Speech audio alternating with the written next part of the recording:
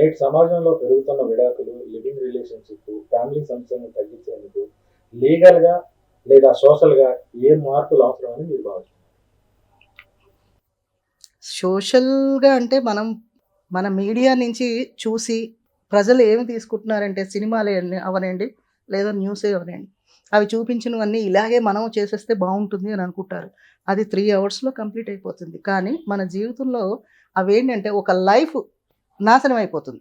ఇలాంటివి తొందరపాటు నిర్ణయాలు తీసుకుంటే. విడాకులు కానీ మనకసల హిందూ ధర్మ ప్రకారంగా చూస్తే మన ధర్మంలో విడాకులకి అసలు ఏ మంత్రాలు లేవు. ఓన్లీ పెళ్ళికే ఉన్నాయి. అలాంటప్పుడు మనం విడాకుల్ని ఏంటంటే వెస్టర్న్ కల్చర్ నుంచి మనం అడాప్ట్ చేసుకున్నాం. అది మన దుర్భాగ్యవశాత్తు కంటిన్యూ అయిపోతుంది.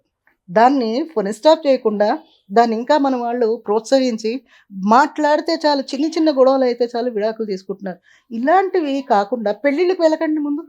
పెళ్లి చేసుకోకండి. పెళ్లి చేసుకున్న తర్వాత, పిల్లలు పుట్టిన తర్వాత విడాకులకు వెళ్తే కన్నా మీ జీవితాలతో పాటు వేరే ఇద్దరు పిల్లల జీవితాలు కానీ, ఇద్దరవనండి, ముగ్గురవనండి, ఒకళ్ళవనండి, ఆ పిల్లల జీవితాలు కూడా దీని మీద ఇంపాక్ట్ పడుతుంది. వాళ్ళు చిన్న పిల్లల దగ్గర నుంచే వాళ్ళకి ఒక మైండ్‌లో ఒకటి పె ఏంటంటే పెళ్లి చేసుకోవద్దు అని దాని మీద వ్యతిరేకత ఎక్కువైపోతోంది.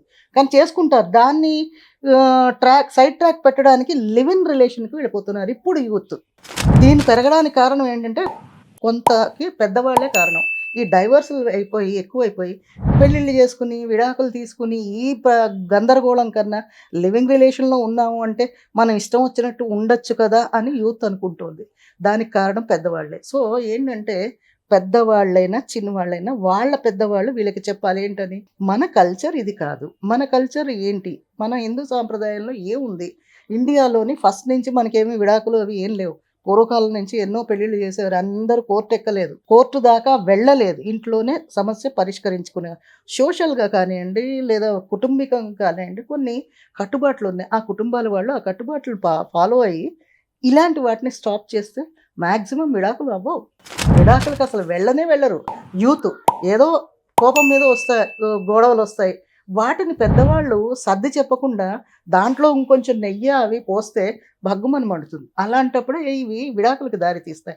అలాంటప్పుడు పెద్దవాళ్ళు కనుక దీన్ని కట్ చేస్తే కోర్టు దాకా వెళ్ళవు. కోర్టు వాళ్ళు కూడా ఇదే కోరుకుంటున్నారు. కోర్టు వాళ్ళు ఎప్పుడు కూడా జడ్జెసే అవనండి, అడ్వకేట్సే అవనండి, వాళ్ళని కాంప్రమైజ్ చేయడానికి, వాళ్ళతోటి మాట్లాడడానికి, సంప్రదింపులు చేయడానికే చూస్తారు కానీ, విడాకులు అంత ఈజీగా ఇచ్చేద్దామని ఎవరు అనుకోరు.